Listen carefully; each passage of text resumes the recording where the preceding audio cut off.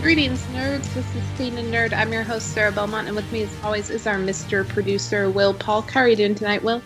Doing very well, sir. Happy birthday again. Hope you doing well though. I'm glad that I know it's Monday, and I'm glad you're feeling well. So It's Monday. I yeah, mean, I had a power outage, or not a power outage, an internet outage, which is basically a power outage. Like, yeah, let's be honest with yeah, ourselves. exactly. Yeah, I mean it is about at this day. Yeah, I mean we can't function without the internet, right? For half a day, like from 5:30 a.m. to noon, no power, no internet, and I was just like, what? Look, but that is not why we're here to talk, because I could That's go right. on a 20-minute rant and there are no segues. So I'm just going to jump into what we are here to talk about tonight. We are here to start things off with the headlines. The Flash movie, that I still don't believe is actually happening, has Yeah, cast Young and the Restless Sasha Cal as Supergirl, and she will be the first Latina in the DCEU. yeah. This was post. I guess this happened Friday. I guess Andy Machete, the director of the Flash film, posted on his Instagram message where he called her to share the great news that she was cast as Supergirl in the Flash film, and of course this had been teased that that Supergirl was going to at some point show up in the DCEU, and wondered if it was going to be a standalone film or as part of another project, and clearly this is the case. So yeah, it was. Of course, Boss Logic did a pretty awesome rendering of her as Supergirl, and then of course, you always get the haters who like, oh, she's not blonde, da, da, da, da. But I think it's pretty awesome. After all, we do have a multiverse, so there's wide space for many people to portray these characters. Yeah, let's just hope she gets more than one scene. And that Yeah. scene's not like then cut from the movie. Oh yeah. Well, we'll be the shitstorm that was Joss Whedon's Justice League. I think we can all be assured of that. No, But that's being corrected with a 4-hour yeah, movie, not yeah, series by true, Snyder. true.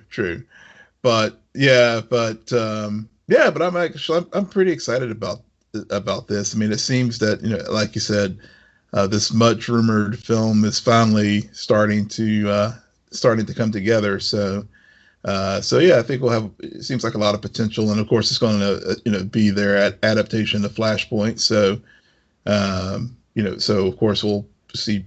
We had the earlier news about Michael Keaton and now Supergirl, and who knows who else will show up.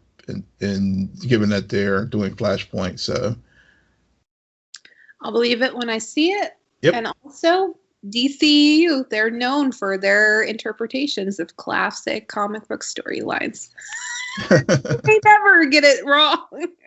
Yeah, exactly. Well, there's the fandom, theorizing and how they would do it, and then there's the DCEU, and then of course, even with Marvel, we, think we'll get into later with WandaVision how the executive producers or showrunners will put their own spin on the classic stories. Right. Speaking about classic stories, John Wesley Shipp returns as the Golden Age Flash on Stargirl. Yeah. Which has begun, I'm assuming, has begun production on season 2. Yeah. Actually, I saw he actually posted on his socials a new adventure begins, and it was Atlanta. And Stargirl films the series in Atlanta. I think on the same lot as Doom Patrol.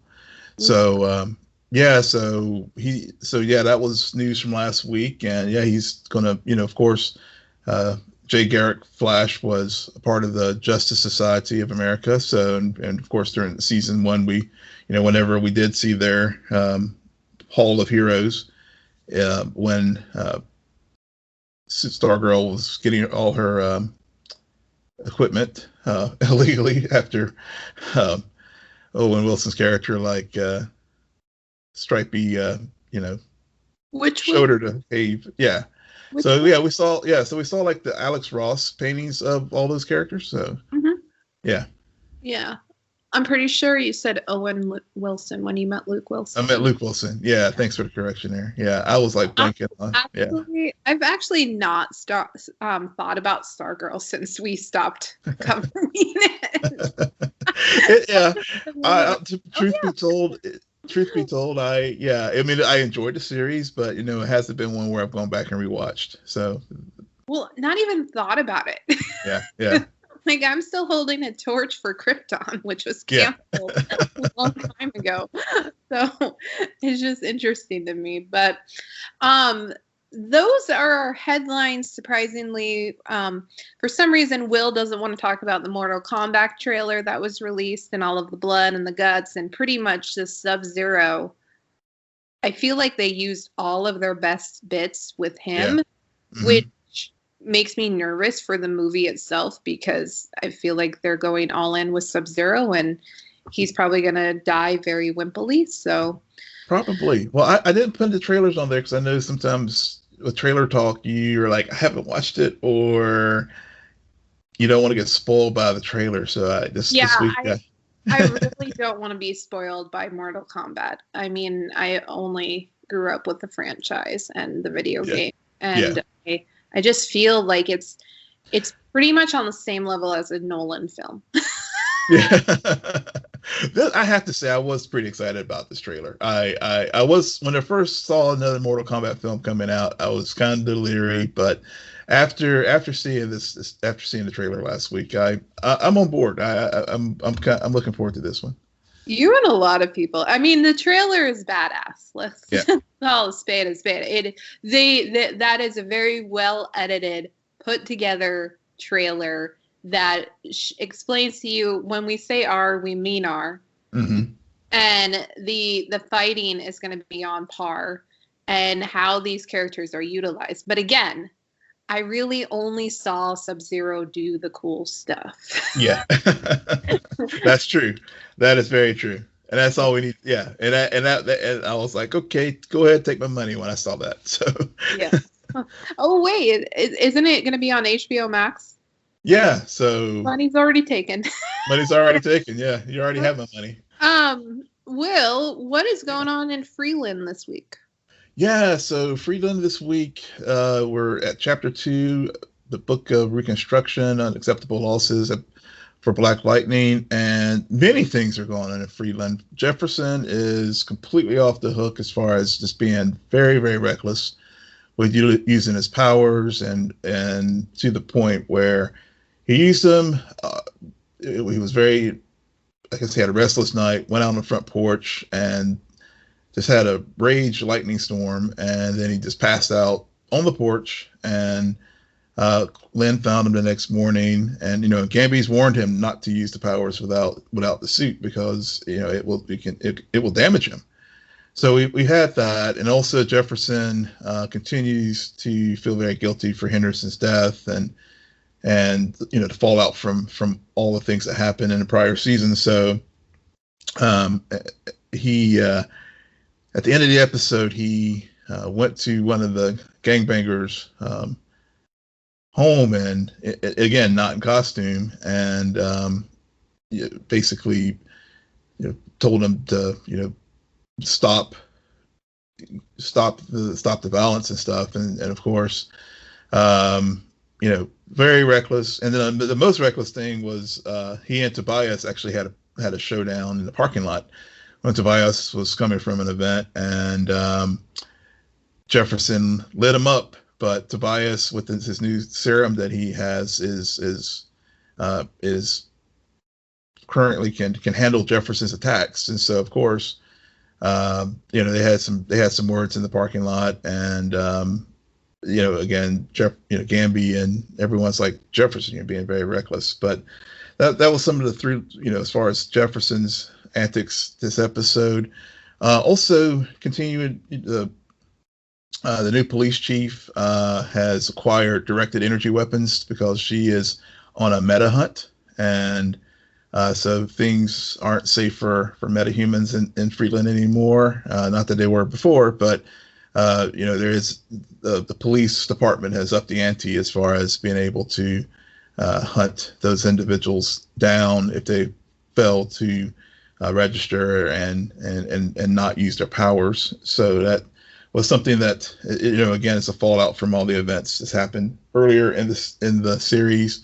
Also, the gangs are back, and Lala, as far as the 100 and Cobra Cartel, it's been taken over by Miss Lady Eve's underling.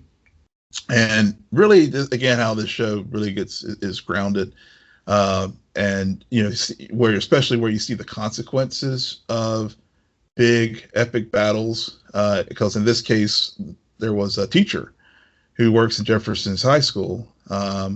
His family ended up losing their home after the war in the prior season.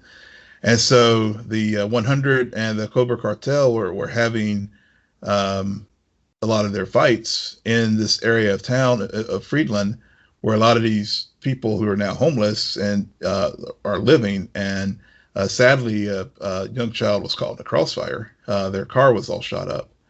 And so Anissa and her friend tried to save the kid, but it was, unfortunately, he died. And of course, Jefferson was, very torn up about it when the teacher came to him and talked about his situation. And, not only did he lose his son to the violence, but then Child Protective Services took his remaining children away because they don't have a home. So, it was, again, just, showing, a lot of the times in when we have these superhero shows and stuff, you see all this damage happen, but you don't see the collateral damage of the civilian population. So really, this week in Black Lightning, they really touched on some of that this week. So there was that, and then the last point is Lynn is continuing to dabble with various serums and trying to help Anissa and Jennifer out in the streets, but the girls are like, "Mom, you're getting in the way, and you need to stop. We've had training, you haven't. Stay in your lane." And even Jefferson was warning her of the same, like, stay in, Lynn, you don't need to be doing this. And I thought, and just from an analysis standpoint, I agree. I think what I liked about Lynn was that she wasn't a meta, and she was always using her brains and exceptional talents there to help resolve issues instead of, we have plenty of metas on this show. And I thought about Cecile on The Flash as well. I mean, where I like Cecile Horton on The Flash was when she was just a normal lawyer, a normal person helping the rest of the team. We didn't need to add another meta. And I feel the same way with Lynn as well. So hopefully the talk that the kids and Jefferson had with her will come, will make her rethink the next time she wants to dabble in the serum. So yeah, so Black Lightning, it continues to impress. I mean, it really is hitting its stride, and it's just unfortunate that it's this last season. But so far, I know it's only 2 episodes in, but if they continue to have this solid writing like they're having now, they'll go out with a strong finish. Well, that's good to know. We always say it every time we talk about Black Lightning. It's the last season, but it's better off to not kill the show by having a too long of a run. But it also sucks when it almost feels like it ended too soon. It was just at its peak. Yeah. Krypton. Moving on to Gotham, where we get some Ryan action. As we finally get an episode where it kind of felt very cohesive, much more than recent episodes, I would say. Not my favorite episode this season. I think overall I kind of still left a bit underwhelmed just because I felt like last season with the episodes, and maybe I'm also just looking at it from the second half of the season as opposed to the first half. Yeah. Which we know writing tends to be stronger in that second half. That I just felt like this was kind of, okay, let's make sure the audience knows that Ryan knows about Sophia. is a part of the team. Let's maybe have some movement forward with her and Luke, and then 2 steps back. And everybody's tracing down Corinna, or however you want to pronounce that island, the map to the island. And so it's all about Jack Napier and the painting and everything. But what were your thoughts about this week's episode? I liked this episode this week. Actually, I did have a question for you, especially given your thoughts. The one thing I'm finding this season is I'm finding Alice is a less interesting character for me. Just because, and I know they're trying to integrate the two, her storyline, and of course, obviously being Kate's sister, but I don't know. It's just this week. I agree with you that it felt like a more cohesive story because, because with the Napier painting being tied to, the map to Coriana to be able to hopefully maybe find Kate. So all the pieces seem to fit a lot better, unlike last week's episode where it felt like we were really in 2 episodes within one. Right. But I don't know. It's just something. It's just something about the way. I don't know if it's like underplaying Alice or what. But I don't know. It's just I'm just not feeling it this season. And then the story with Ocean and the flashbacks and the repressed memories. It just feels like they're searching for a purpose for continuing this character on the show when they when they're trying to establish Ryan as a new Batwoman. I think Alice is still interesting to me, mm-hmm. but I completely understand all of your points. And I think the difference between Alice season 1 and Alice season 2 is they told Alice's origin story in such a way that allowed her to be the villain in present day. Mm-hmm. And there was still like this semblance, especially because of Kate, of pity and sympathy, like, oh, well, she got captured. She was raised. She was forgotten about, abandonment, and all of that. Mm-hmm. And as viewers, we're shown everything through Kate's perspective. So we saw, well, Kate wants to redeem Alice. Kate wants her sister, and they did that really well with the multiverse whole scenario that it played out. Yeah. And I think. I don't think that it's because we have Ryan instead of Kate that the main problem is. I think, especially in this episode, it stuck out that now they introduce this past love mm-hmm. of Alice. Mm-hmm. Okay. And I have rolled my eyes at this. Alice is a villain. She doesn't need freaking Prince Charming. Especially when he looks and sounds like that. Okay? Yeah. I don't. No. I was like crushing on Ocean. We need a somebody who she should be like. We need the version of Jack Napier and them having a fling. That makes a lot more sense to make sure that Alice needs to be devious, and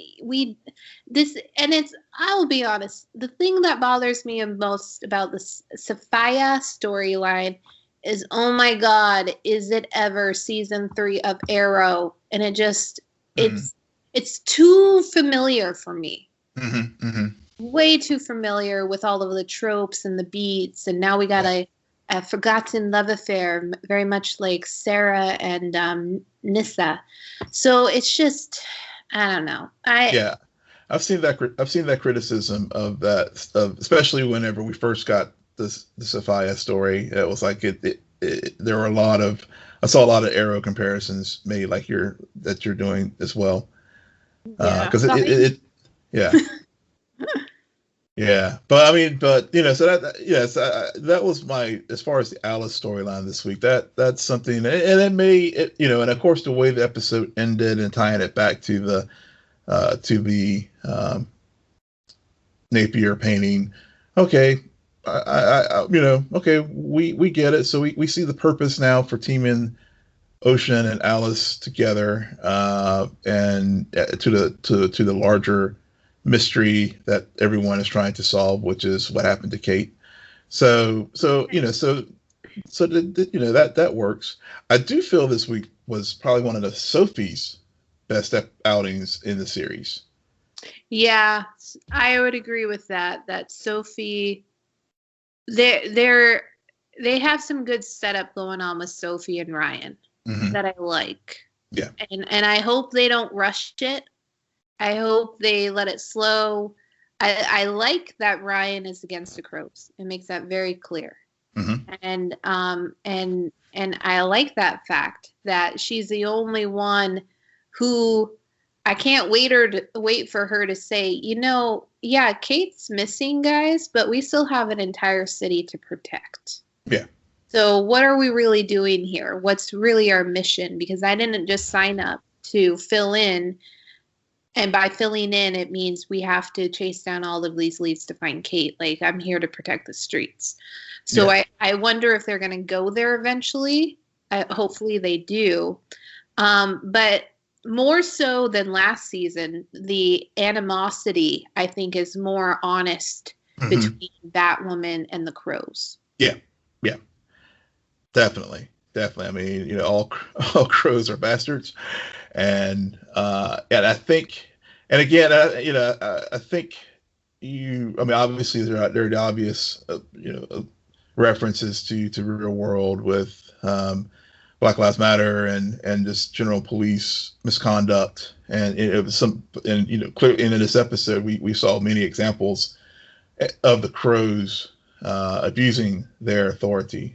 Jacob, torturing the guy who Batwoman had captured, and of course when they run down Wolf Spider, Evan, and to your point, as far as how they really are setting it up, and I hope they do continue this. We got some early indications of it in the first few episodes when we had the flashback with Ryan and Sophie, and actually even current interaction with them whenever she was being questioned about that hatred. They were sowing the seeds up. They were showing that was there, and now, given that Ryan is Batwoman and having to work with the Crows, that conflict of that, again, you couldn't really have that with Kate. I mean, you had it for different reasons, but now it's like,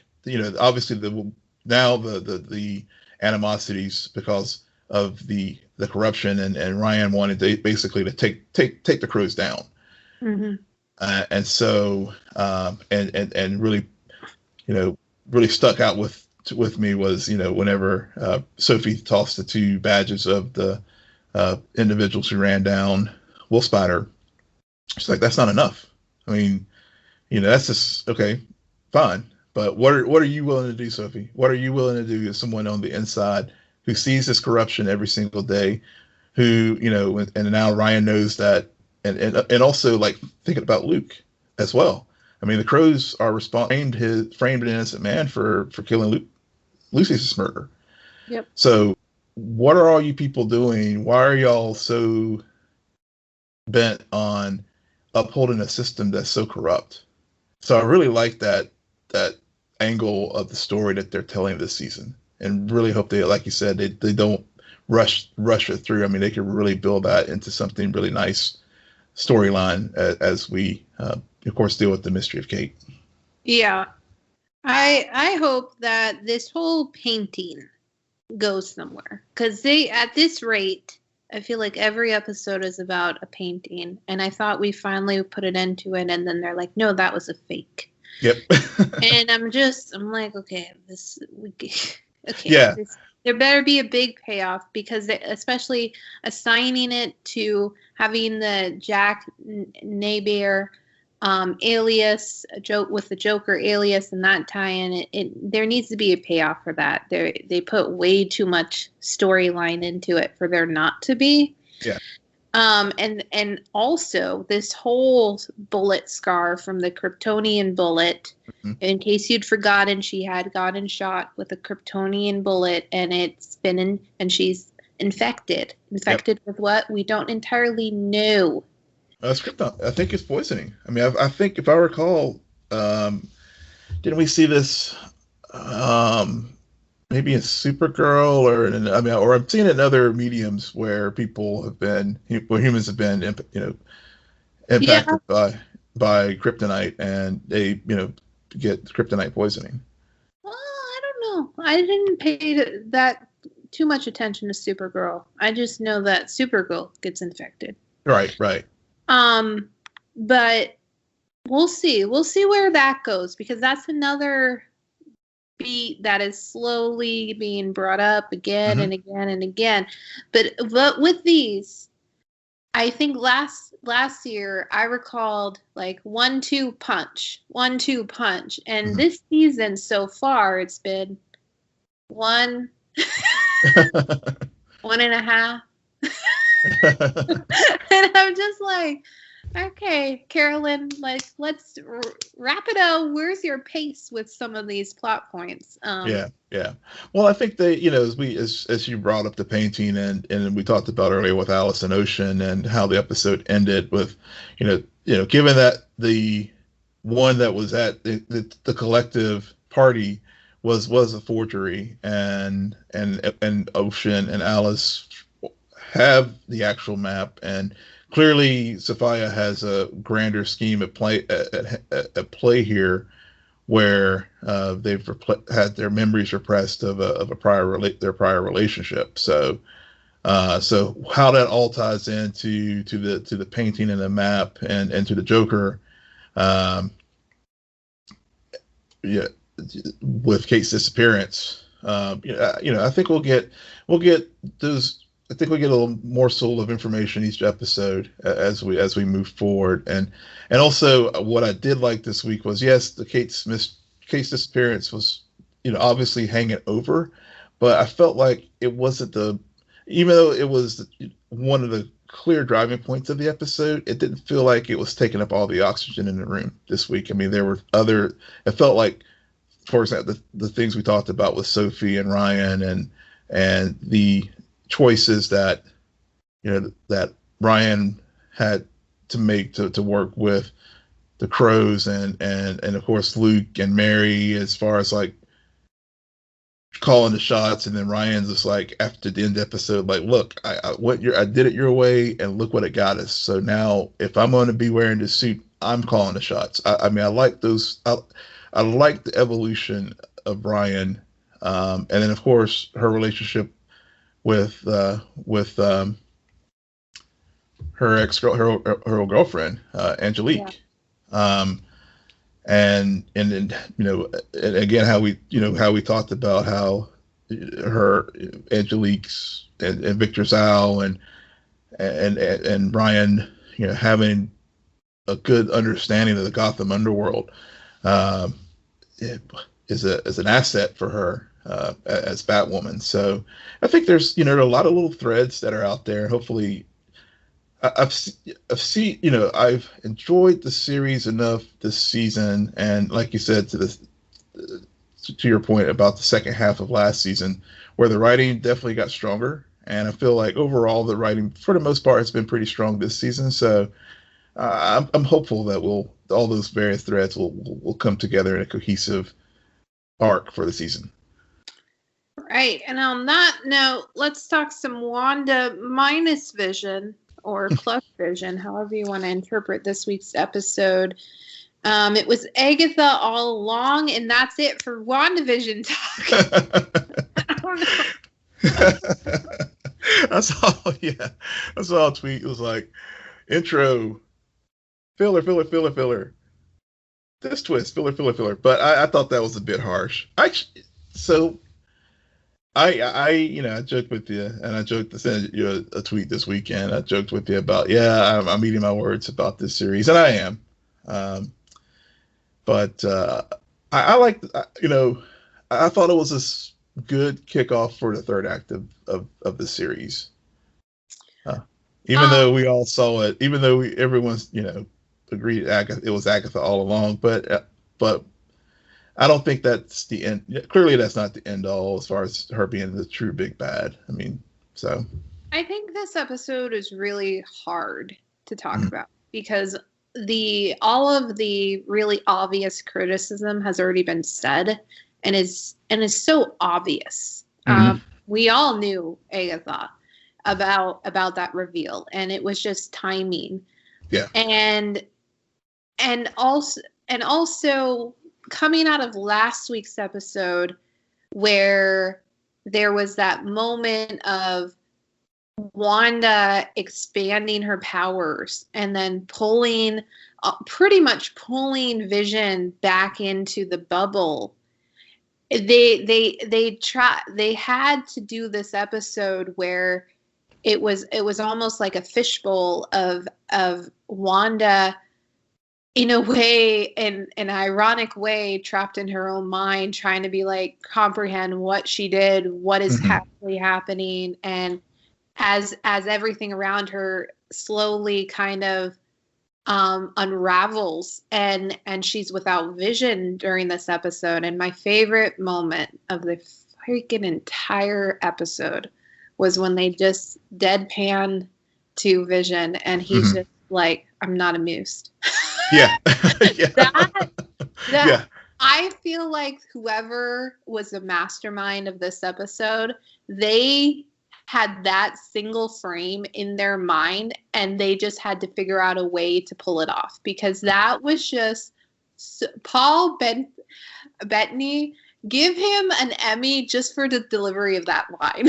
Yeah, that was definitely the standout.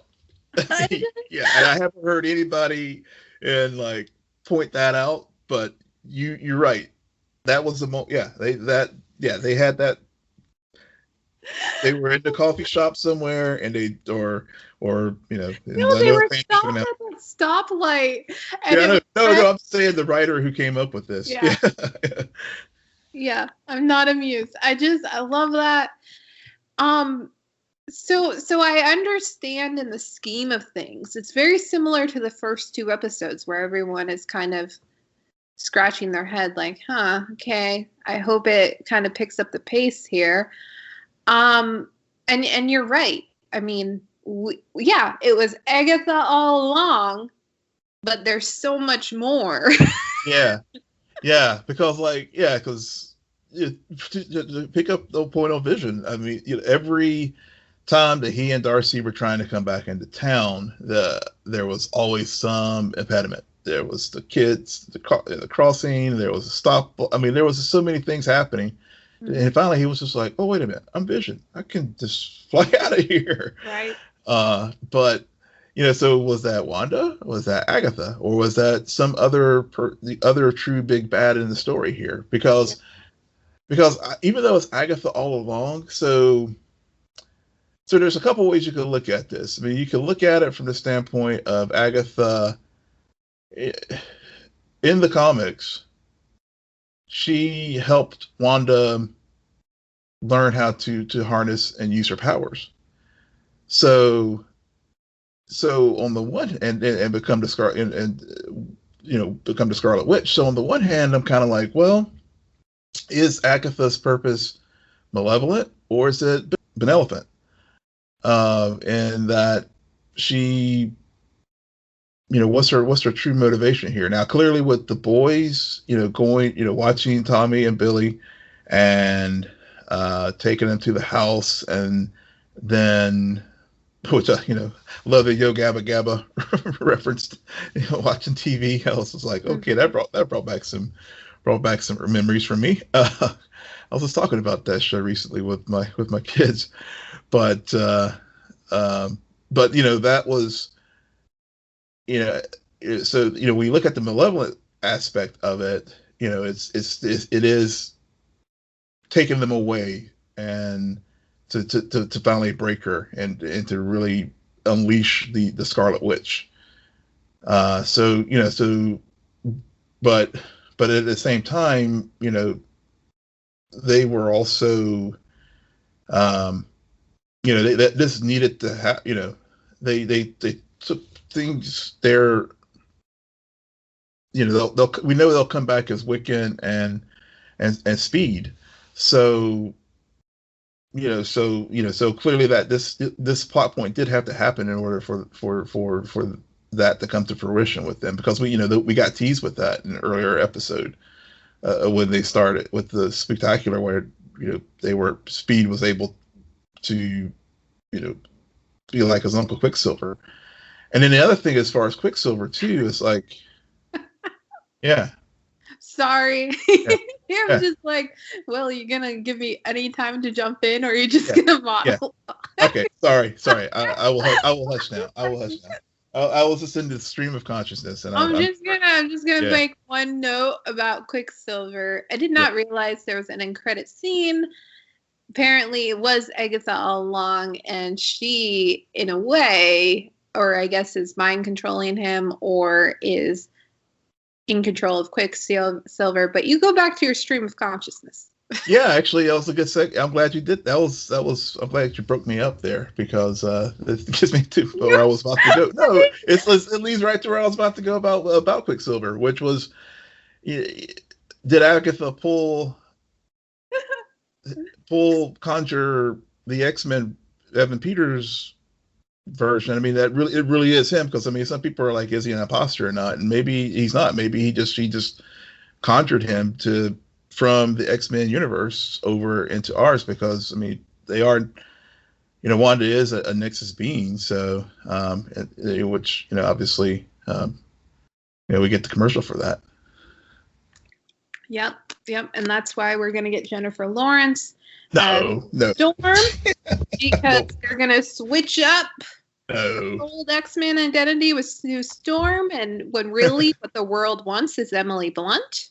Yeah. But whatever. We never get what we want in the Blunt family. It's a theory that you showed me an article earlier this week about the Blue Marvel theory. Yeah. The engineer, and I thought that was really interesting. And really creative, because the engineer at this point, if they don't deliver us, like if a regular old engineer shows up, there'll be riots. There will be riots in the street. Disney shows like subscriptions drop for a week and then quickly return, because we got to watch Falcon and Winter Soldier. But exactly, it's just I think, to go to our previous discussion about Batwoman, with these little things that get mentioned, you better deliver, because the engineer, everyone is like, it's going to be Reed Richards, and now we got the Blue Marvel theory, and then I think there was another theory. Iron Man always gets thrown out there. Yep. But I'm blanking on her name. Shuri from Black Panther has also been brought up. Yep. And so I think whatever they do, Lord, please let it be something not obvious, like a Blue Marvel. Because with the whole Agatha reveal, you can get one. You can get one where even people like me. No. Okay, it's Agatha, we get it. But you better bring out your surprises. I mean, we got to have those classic MCU. You did not. Wow. And I think we're gonna get there. The sad thing to me is that in this episode, Agatha is the immediate person we talk about, but the sequence with Monica, Photon, I thought was just beautiful, because I like how much they integrated Captain Marvel into it without making it overshadow the genesis of Photon. Yeah, I thought that was. I agree with you that was well executed because even though it was like folks we know there's obviously the Doctor Strange tie-in, but but we also know that Monica eventually in the she was a Captain Marvel. Mm-hmm.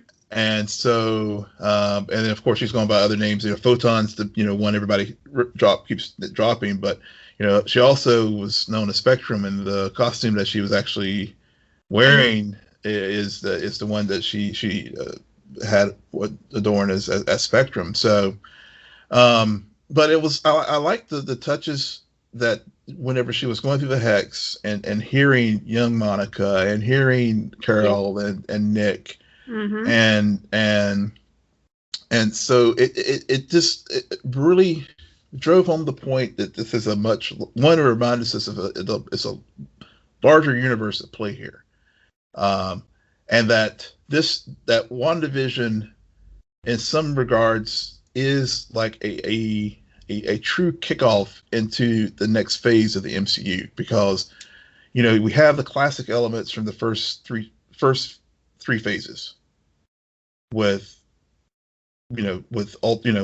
Ultron, the Infinity Stones, Vision, and all that kind of stuff. But then we got the next phase of heroes like Monica, who's going to be in Captain Marvel 2, and whoever else that will probably show up, that will be the oh shit moment, like, oh, y'all did this, where it will break the internet, unlike the anticipation for this last episode broke Disney Plus.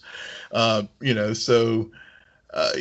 yeah, I agree with you. I think it was very well executed and really gives us a good springboard to future stories with this character that we were introduced to as a child in the first Captain Marvel, and we see them becoming the superhero in this series, and then the sky's the limit as far as future Captain Marvel 2 and any other crossovers that they may have in future films.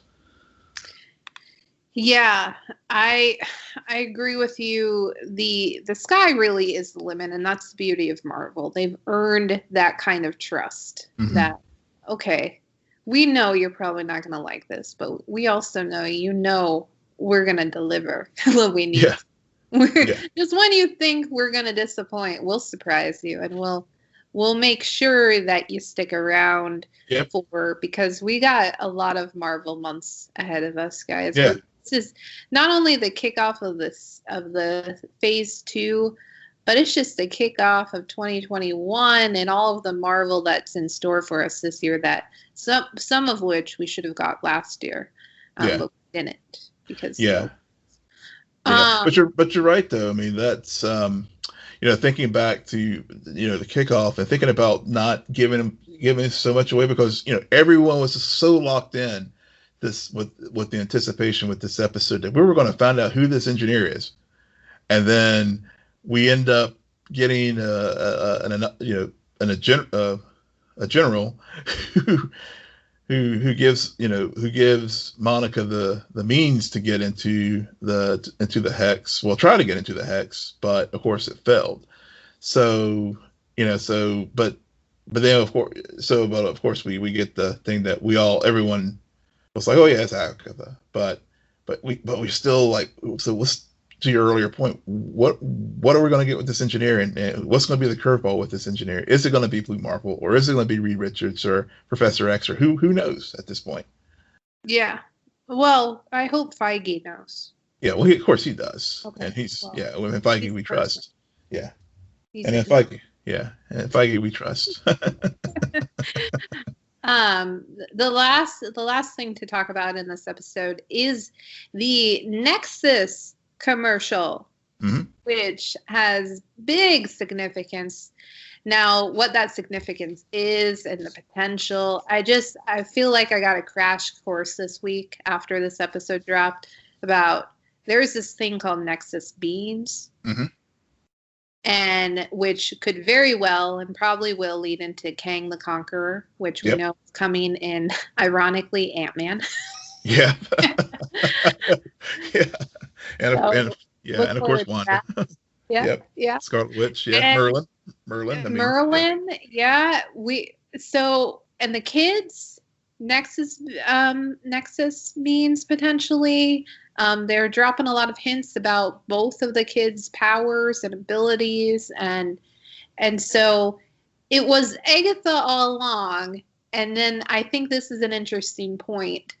Was it Wanda all along? Is that the person that they're trying to almost imprison or capture, or is it the kids, the offspring that she has?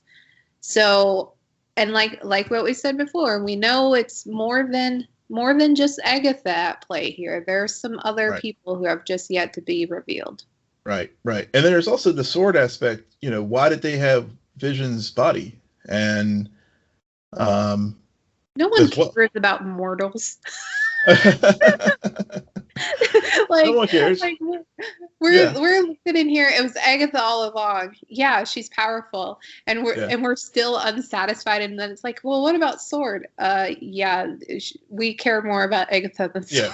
Yeah, we care more about Agatha. And also with the Nexus, to our earlier point too.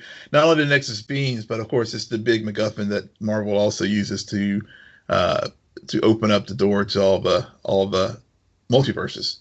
So it's a twofold thing. I mean, one we'll get these Nexus beams, but we also will get the obvious doorway being open to the multiverse, and then we might already have seen some of that are clearly with Peter and WandaVision, and who know, and probably we'll get some other crossovers in probably one of the final 2 episodes that'll lead us into Doctor Strange. Yep, and we'll just summarize the end of WandaVision for us, so be on the lookout for that. And it'll be completely wrong. I think that's it for us tonight. Will, why don't you tell our listeners where they can find you? Yes, you can find me at Will M. Polk, WILLMPOLK. And also go check out our updated webpage. We did some redesigning of it, and more places where you can find all of the platforms where our podcast is and all our episodes. So go check it out. And by we, Will means him, because he does everything. I do very little around here, and you do the hard part of like pulling everything together for our episodes. I'm very appreciative. And you can find me on Twitter at SJBelmont, SJBELMONT. Please follow our crew on Twitter at SNN Nerd. Friend us on Facebook, follow us on Instagram, but most importantly, rate, subscribe, and comment on Apple Podcasts, Spotify, YouTube, Stitcher, or wherever you get your podcasts. Good night, Geek Out. You're welcome.